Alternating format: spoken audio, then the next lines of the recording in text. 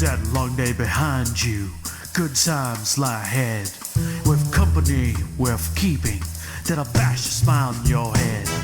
Come on in, the door's open, you'll find just the finest folks here.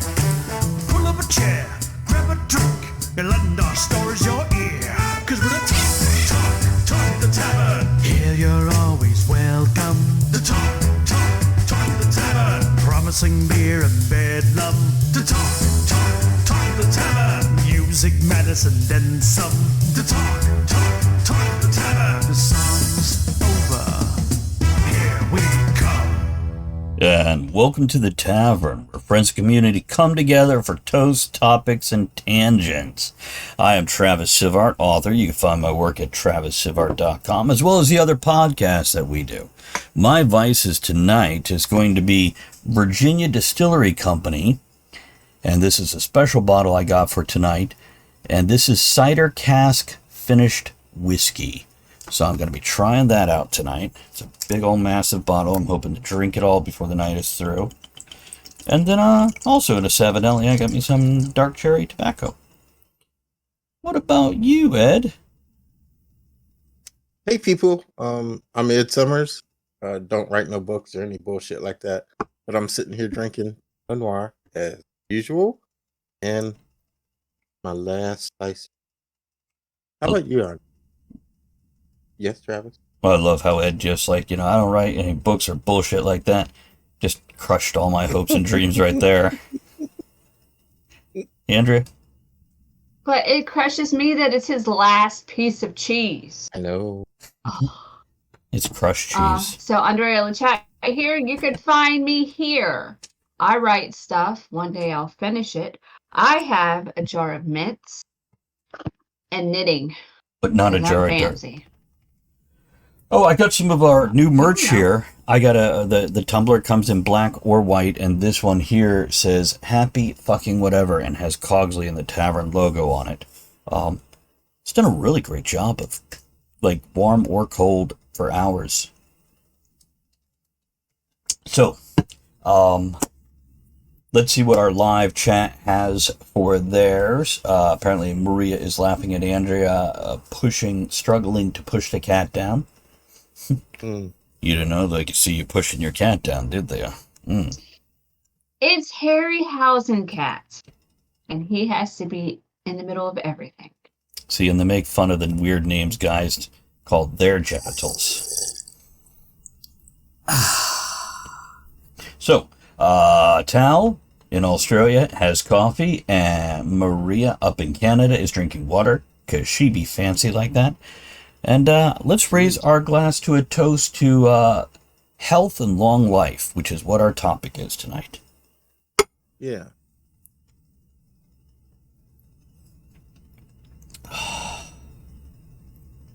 Oh, that's crisp. That's crisp. It's got a very... What was that again? The type of alcohol? Yeah. It is from Virginia Distillery Company, and this is VHW, and it is a cider cask finished whiskey. But it's very bright and crisp and a bit citrusy.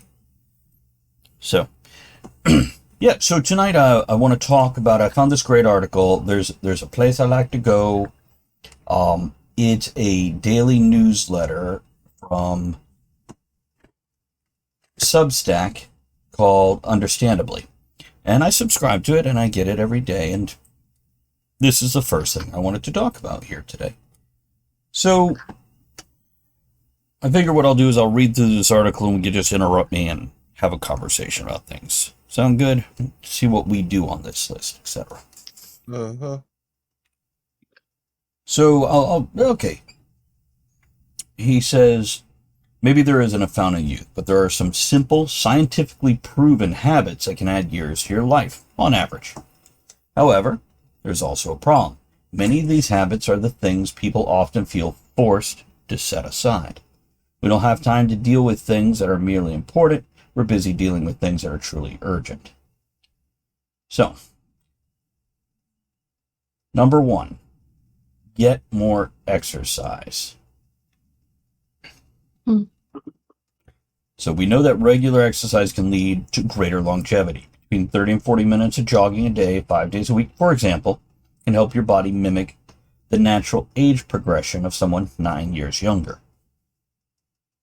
So this article that he's referring to, the summary of it is the most powerful way to promote longevity and improve your long-term health is also simple and, depending on how you do it, free. The reality, it's a beautiful thought, but honestly, it requires 5 hours a week or more of dedication. I know many people do this as a matter of course. For others, finding 5 hours is a struggle. Mm-hmm. I'm with Maria. Maria wants to know, does walking to the bathroom and back count? Because if not, it's missing that one. And yeah, me too. You know, at my age, I do a lot of fucking walking to the bathroom and back, so that's gotta count. Yeah, and half of it is between midnight and 6 a.m. Yeah, and I'm moving pretty fast too. You know, because you wake up, like, oh, gotta run. That's gotta count. That's your jogging time. There you go. Tal says working the coffee machine is walking and lifting. Maria says, I go up the stairs once a day when I go to bed. I'm going to die young. Well, it was 2 years ago. I've said this before on the show, but it was 2 years ago I decided I'm going to do what I can within reason to extend my life.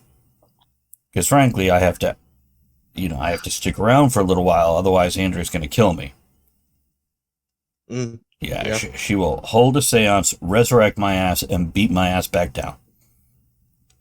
So, I decided to work out, which, by the way... That's not why I have the Ouija board. Okay, why do you have the Ouija board? Not for that. Mm-hmm. Okay. It says with a smile. Well, that explains who's been stealing my underwear. Stop summoning them. You guys can't hear the sounds that the chat is setting off, but there's an ass right now. Right.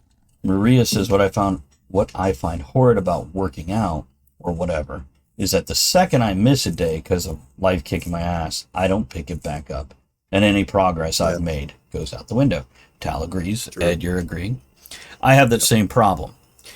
Now, Andrea and I both read Atomic Habits. I forget, by Mark somebody or other. Work. And talked about that on the show.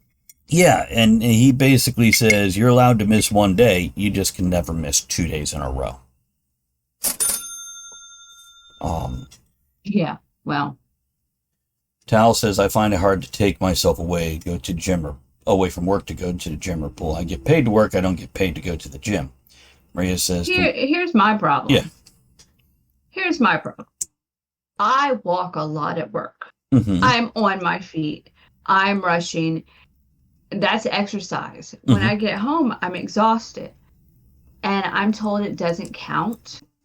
You still need to go exercise. Why doesn't it count? I don't have time. That's what my doctor said. I'm like, this is what I do at work. Here's my step count. Here's my... No. Right. It's like, well then... No, I think it's I think mm-hmm. Go ahead, Ed. Oh, sorry. I think your doctor's full of shit because much like you, I used to walk quite a bit at work. I used to put in 2-3 miles a day just at one time doing my rounds at work. And man, I felt great. I was fitter and everything. And then I got promoted. That's why you used to always call your boss a fat ass. No, I used to call her a fat ass. She does have a fat ass, but that's okay. I like it because she's also my wife. So, yeah. I don't think Teresa really has a fat ass. Just see it in the flesh. I have. Oh, that's right. But of course, I haven't seen it in the flesh since, the days where camping happened many times a year and everything. So maybe... Yeah, in the past 3 years, everything's kind of slid downhill. But no, Andrea, I think that walking at work should absolutely fucking count. And by Ed's words right there, get a job where you're not doing it and you'll fucking feel the difference. Yeah, then I'll hate the job. But the thing is, when they said that to me, it just made me not want to do shit. Right. You see, I went out and bought stuff. And I started small with just like a set of adjustable dumbbells and a cheap workout bench. Then I've built it up. Matter of fact, I just got some new kettlebells and new dumbbells. And I'm very pleased with it. And here's what keeps me going. Because, yeah, I definitely miss a day. But I've got bad knees. Went into physical therapy. And after doing the physical therapy, which is pretty much leg day anyway, it's like leg day light, but it's still leg day,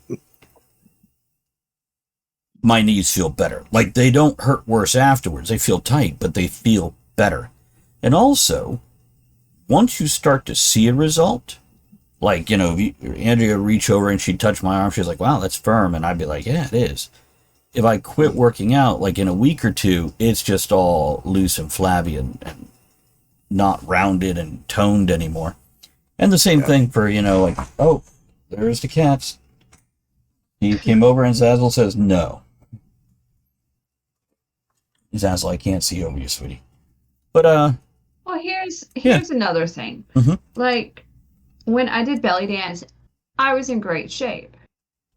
Then COVID hit. Mm-hmm. Yes, I could do that on my own, or I can exercise on my own, but no, it's not fun. Actually, that's a great point, because a lot of things, whether as a writer, people are like, oh, how do you write? Well, you get accountability by having a writing buddy. They can also encourage you and make sure you're doing your shit. Same thing for working out. And in this modern day and age, you don't even have to be in the same room with them. With all the technology we have, it's pretty damn easy to put them on a phone, a tablet, a computer, a television. You pull them up on Pornhub. Internet. That's true. Then not with our internet. I mean, we do have workout buddies. The cats, they like to lay there in the way. And watch and laugh and laugh and laugh. But here's the good news. The last part of this step 1 of the 5 steps. Maria says, had to answer a phone call, came back to Pornhub. Yeah, I was just saying that's how I used to keep in touch with my mom. I just look her up on Pornhub. Oh, I thought that's how you used to work out. Not used to. Oh. That's right. Yeah, correct. That's why my blood pressure is down. Good news. You don't have to do much. You just have to do something. Going from sedentary to even just a little bit of exercise is where you get the biggest payoff, including lower risk of heart disease and diabetes. Mm-hmm. Work. And drink wine. While working out, yes. I think that's reasonable. Yeah, sure. See, Maria says that would be a workout, though. But if it's work, apparently, according to Andrea's doctor, it doesn't count.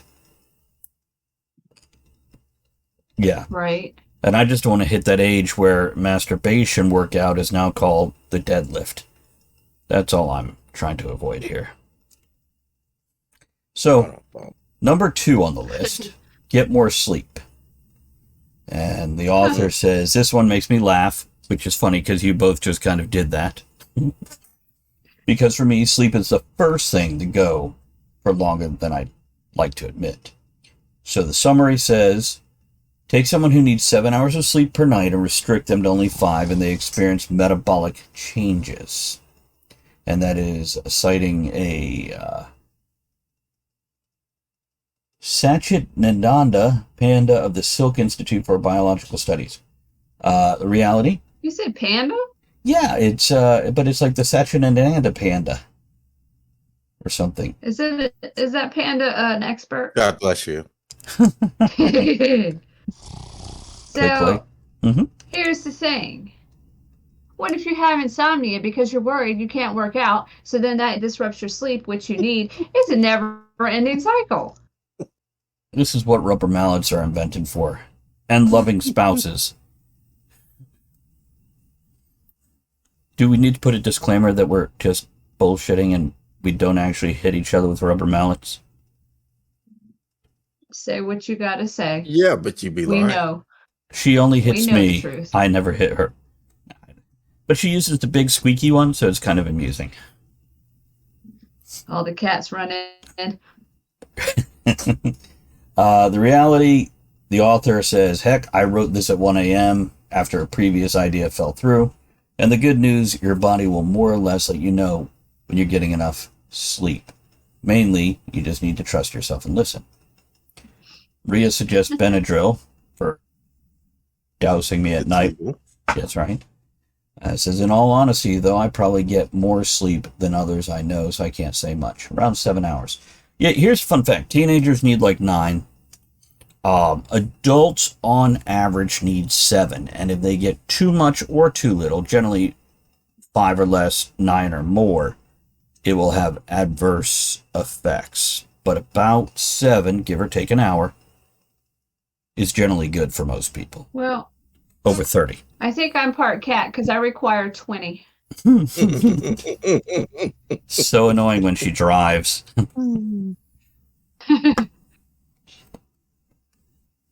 So Ed, do you have a problem getting sleep? I never get enough sleep. I don't know. I can usually fall to sleep very quickly, but I don't sleep the night. I wake up within 3 or 4 hours of going to bed. But I have found when I wake up like that, instead of laying there, get up, and a lot of nights I just get up for about an hour and work a little bit. Right. I always have work to do, so work a little bit and then lay back down. Sure, it happens. That's actually a fair point, Ed. If you do wake up in the middle of the night, get up and do something productive. I make pancakes. Hey, that works. I do. Yeah, then the carbs bonker out. I offer to bonker out, but anyhow, hey, good sleeping pill. I got to read some chat here because they're setting off the snoring noise because they're talking about sleep. So Maria says, I'm pretty sure there was science saying women need more than men due to brain chemistry. Ed for real doesn't know what I sleep believe is. that. I try to give them more. Mm-hmm. I get well, let me finish reading. Oh, What, Andrea? wait. Who has the choppy connection? Is it us or you, Maria? That's all. Okay. She took care of it. Oh, she refreshed. Fine. Yeah. But she says, nope, if I wake up in the middle of the night, I'm rolling over and going back to sleep. Tal says, I sleep about 3-4 hours max, wake up, sleep another hour or so, get up at 5 a.m. Yeah, if you can get up, now don't check your phone when you get up in the middle of the night. Don't turn on your TV with a program. Now, if you have to work, you can work on your computer, I guess. Generally, I find work makes me sleepy anyway. So, and Marlene, good to see you. Tonight's topic is 5 habits to live longer. Or is like Habits 5 to Stay Alive, I think is the name of the article. So I far, think we're on 2. we are. We've covered exercise and sleep. More exercise and sleep. Now, here's one. That's very true, Tal. Well, as long as you go back to sleep afterwards, Tal. Tal says, don't check my phone. How do I come and say hello if I don't use my phone? For those not in the know, I'm on the east coast of the U.S. and do a live stream. Tal is in Australia and pops in when she wakes up in the middle of the night and says hello. But usually she's only here 5-10 minutes and goes back to bed. It's that's all it takes her to, get it. Wow. Yeah, I don't know. Great. Apparently you guys are so much funnier than me tonight. 3, eat better and drink only in moderation. Oh. Okay, here we go. I'm going to read this. When it comes to pure longevity, the dietary strategy that seems to offer the most promise is simply caloric restriction. The author then adds in, personally, no thanks. Separately, it won't surprise you to learn that drinking copious amounts of alcohol will negatively impact longevity. So the summary is a Mediterranean diet with all its healthy emphasis on fish, vegetables, fruits, nuts, healthy fats like olive oil, whole grains, limited consumption of red meat is probably the best approach for improving longevity. See, Yeah, what? I disagree. Well, you I've been like drinking all of my adult life, and women tell me it's plenty long enough. So there's nothing wrong with my longevity. so she named hers Harry Housencat. You named yours Jevity. Longevity. Isn't that a biblical name? It's Longinus. I knew a woman with one of those. Oh God. So, Mom? The article continues with actually of the 5 items on the list, the author feels this one is the easiest. Mainly, it's because it doesn't take much longer to eat healthy or drink in moderation than it does to be less careful. The good news is, personally, I try to limit myself to 5 liquids: water, coffee, tea, beer, and wine. Extra good news is that while we don't understand why, as one researcher puts it, I do firmly believe that modest drinking improves longevity. I will raise a glass to that. Yeah, I'll drink to that. So let's take a look at a few comments in chat. Yeah. So let's see here. Maria says, I can do the not drinking part. The eating better in this economy is fucking hard, especially when a head of lettuce is over $7 Canadian. Marlene says the restriction stuff is kind of BS, since really it's starvation level if you want to have real effect. And that's just psychologically not manageable. Well, by restriction, you can change how your body is functioning by eating differently. Having less calories definitely help in this and that, but by eating differently with the exercise, you will lose weight, or at least move it around into better places. Andrea? So, okay, eating differently. Yes.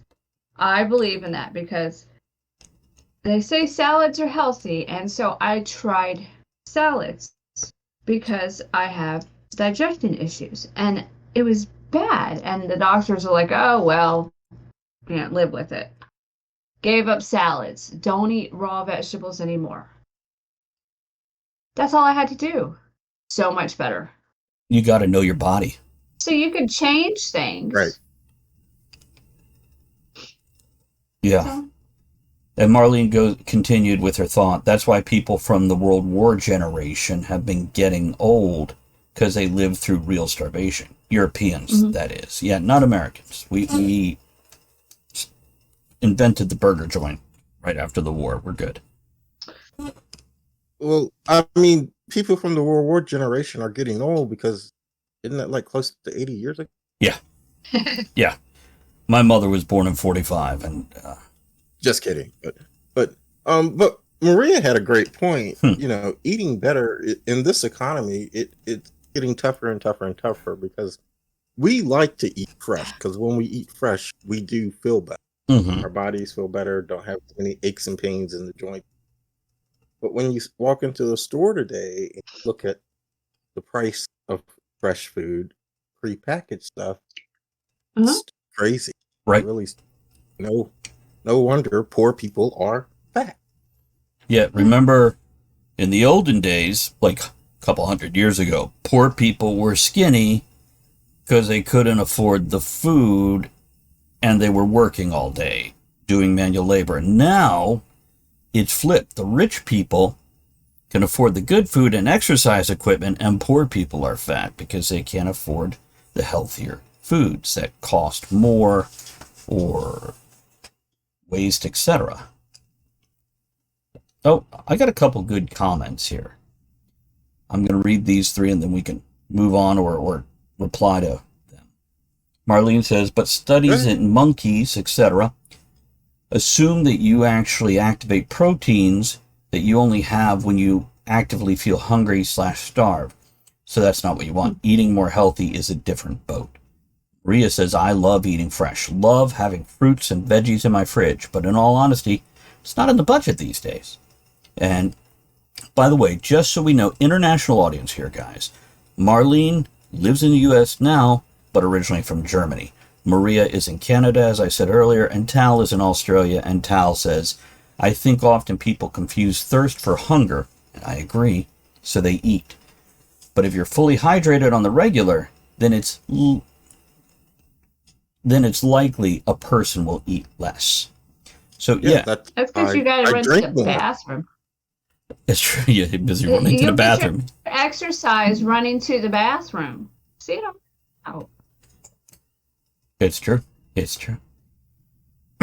Okay. See, I was going to move on here, but Marlene just pushed one of my buttons. Marlene says to really help average population regulation from government would have to aid better food. Like in the past, they supported corn syrup and cheese and everything. Likewise, they now would have to block certain processing or additives, etc. Yeah. Corn syrup. Especially, what's the other kind of corn syrup? The high fructose corn syrup. Thank you. High fructose corn syrup. It's in everything. And also, we definitely load up on cheaper breads in everything. Try to get fast food where you don't get something with bread on it. Right. More bread than meat. Where's the beef? See, now I'm going to read these last couple comments, then we are going to move on because this is leading into like revolution and a whole nother topic, but I like the comments. Maria says, so you need to be both hydrated and have a healthy diet, and in this stage, most people I know can only afford the water part. And Marlene says, unless you outlaw certain stuff to go in the food, it's not going to change. And bang, there's the revolution. Because once you start banning these stuff and regulating that stuff, you know there's going to be a large segment of the population that goes, how dare the government try to control me? Somebody's going to bitch about it. Mm-hmm. That's what the FDA is to begin with. I don't want to go off on that tangent. But I do want to say to Maria, it's pure protein, no calories. Do you want to read the comments of the people listening to the podcast? Sure. She says, chocolate, winks at it, and I'll take some of that. Protein-filled chocolate. Okay, number 4 of habits 5 to stay alive. Number 4, manage stress. And then the author says, no, seriously, folks, tip your servers. I'm here all week. So to read what he said about this one makes sense, but the scientific argument requires connecting the dots. In short, many conditions associated with older age share a common ingredient, inflammation, and stress can lead to inflammation. The reality is, you've probably got a lot of responsibilities, I'm guessing. It's stressful. The good news is, managing stress effectively is likely to make you a better leader and more successful regardless of its difficulty. We have done whole episodes on managing stress. Mm-hmm. Many of them. Tal says he eats kids out the window. Feels zen. So, a lot of the stress is people have to stress to afford healthy food, and then they're stressing because they don't have time to exercise because they're working to survive. Then they drink too much. To relieve stress. I'll drink to that. Yeah, me too.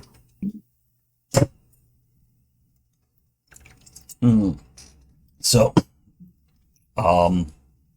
manage stress. So far we have exercise, sleep, eat better, and manage stress. Maria says stress is going to happen, nothing we can do to stop it. I feel like figuring out how your body deals with stress can truly change your life. I'm in a constant state of stress, but knowing how to process it and how my body reacts to an influx in stress keeps me swinging.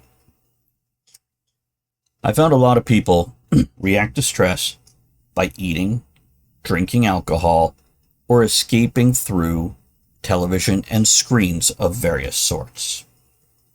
Yeah, Marlene, who works in the biology field, by the way, says stress also affects how your body metabolizes, so it further impedes burning fat, etc. And that's all true. especially when our escapes from stress are all things. And when you're stressed, yeah, you don't sleep well. So if you can manage stress, a lot of these other things might kind of just fall. I don't want to say fall in line. Might be a little easier to manage. Mhm. Ed, any thoughts on managing stress? No. Let me know when you figure it out. Andrea? I would like to go camping, please. Yeah. Me too. It helps. It does not for very long, but it helps.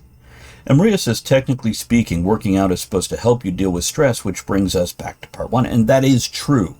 It releases chemicals in your body that does calm you and soothe you, and the positive chemicals that your body produces. So all these things together, if you can do them, and I'm really interested in getting to number 5, because it totally relates to the tavern. But go ahead, Andrea. So another thing that reduces stress, cats. That's true. Yeah, a haven't good pussy really helps. We haven't figured out the exact number to combat stress. We'll let you know when we get there. See, Andrea, right as you were saying that, Dash posted in chat saying, do you think having a pet helps with stress? Oh, yeah. Yeah, meaningful free time activity, says Marlene. No, I think pets... Free time. Having a pet, barring the things that come with a pet that are stressful anyway, such as, whether they made a mess somewhere or tore something up or have to go to the vet, whatever. In general, having a pet is definitely good for your stress levels. Petting an animal releases, is it the dopamine or the serotonin that gets released with petting things? I mean, pets, animals. It releases the stress. Dopamine. Is it dopamine? It's serotonin released when you laugh. Is that the one? Whatever. So number 5. And like I said, this is right here up our alley. Connect with people and have a purpose. The author says, it's almost too easy. Every serious study that talks about happiness and purpose in life comes down to one thing: connecting with other people and creating purpose. The summary is, forging connections with other people have been found to be a powerful way to manage stress and improve your overall well-being. The reality is, the author says, I'm going to put this with number 3 above, meaning it's one of the 2 healthy lifestyle practices on this list that most entrepreneurs seem to aspire to accomplish. And the good news is, people who have a strong sense of purpose and meaning in their lives have a markedly lower risk of death than those who don't. So, the reason we get together and try to do it once a week to record this podcast is for this exact reason. Connecting with each other as well as our chat audience. There's a reason we have a chat audience, because we enjoy connecting with them and interacting with them. Andrea or Ed, either one of you would be time to jump in on this conversation. Oh, you want some help here? Okay. Yeah, I'm trying to connect with you, fucker. Oh, that's what that was. Oh, I'll wipe it off. Yeah, thank you. Appreciate that. Yes. However, I'm gonna pose this question as Maria is saying, connect with people like online, right? Because I don't do outside.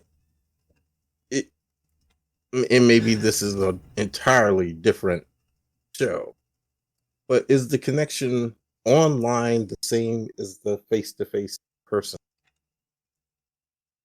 I don't have science to back it up, but I would say no.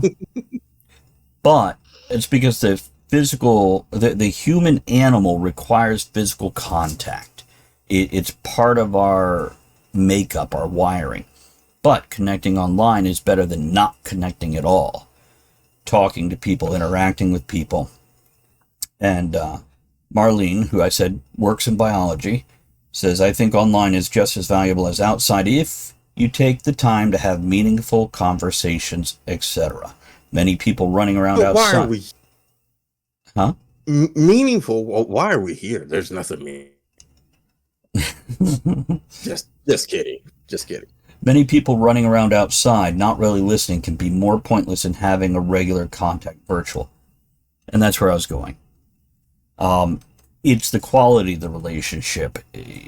Scientists say, Absolutely. As an adult, we know 5 close people. 5 people who are close to us, the rest are in a further out circle, etc. Ed's counting. 5? That many? Well, fun fact, as a couple, it tends to go down by 2 and drop to 3 people. Yeah, once you're in a couple. 3 people? That many? Well, you've got Ed, Cato, and... Yeah. I've got Ed, Travis. Zazzles, and Steve, and Cuddlefish. But like Maria, I talk to daily. Yeah, it might feel that way, Maria. But I think if a lot of us look around, we're going to have a handful of people, but rarely more. Now, once you have more, there's only so much interaction, quality interaction you can have before you're just spreading it too thin and you're cutting anything meaningful thin. We had this conversation just this past weekend because it was nice weather here over the weekend. So it was kind of like spring cleaning time, and so we were spraying a little bit, talking about getting people together, so forth and so on. Travis, 20 to 40. Hold on one Now, second. our circle. Hold on it. Repeat all that because your mic was going in and out for a second there. Oh, I'm so sorry. We was just talking about this past weekend with spring cleaning, nice weather, and arranging the house and getting ready to have people here. And said, we used to have gatherings of like 20 to 40 people, whereas now our circle has shrunk to like 5 to 10. If we get together with them, we're perfectly happy. Right. And that's the same thing with us. When we have had parties, which hasn't been in a couple of years, we would invite like the select groups of people we were kind of close to or really close to, and then a few outliers. As I think we always try to expand a little bit to see if there's somebody else out there we could connect with and create a stronger bond with, people we might like. And I'm thinking of the people that we invited. And fun fact, most of those people, we didn't really talk to them after the party any more than we did before the party. But you try, and you make a connection, and blah, blah, blah. Marlene says, no value in gossiping with 10 people at the office when nobody really cares about anyone. That's why I am not back to work in the office. Yeah, and I agree with that. I have no use for small talk. I can do it. I'd even say I'm somewhat skilled at it. But I don't give a damn, and frankly, most people only want to talk about themselves. They only want to hear them. You were supposed to say frankly first. What's that? Frankly, I don't give a damn. Oh, sorry, my bad. Give a damn. Yeah. Should I have said Scarlet before that? Yeah. Or after that? Or during And that? my dear. Yeah. There we go. Thank you. Maria caught it. Yeah.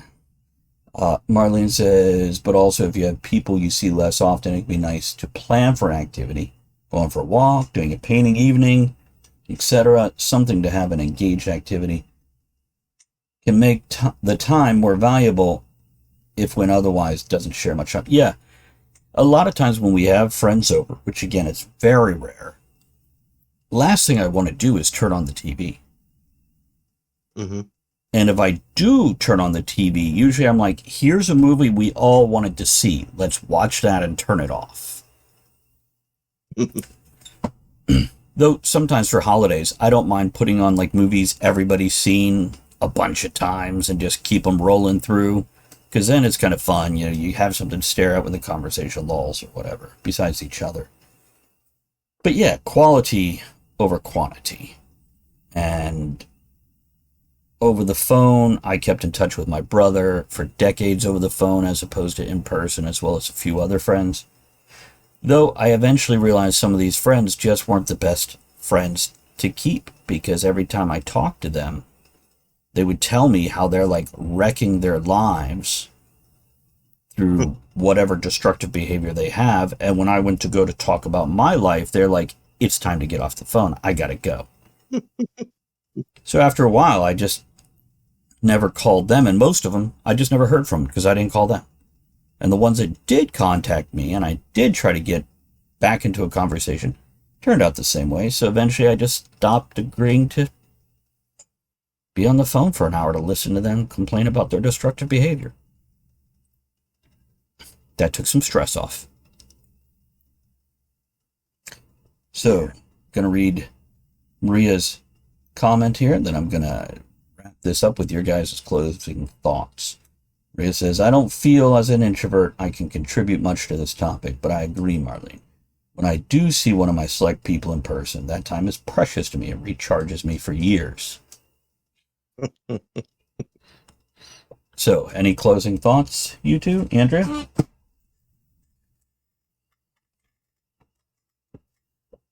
Nothing? Okay, she's shaking her head no. Ed? Not really. I mean, I do agree with most of the 5 habits. But yeah, wow, making it so, yeah. So let's raise a glass here to our health, and hopefully we figure out how to do these simple, basic human needs. So,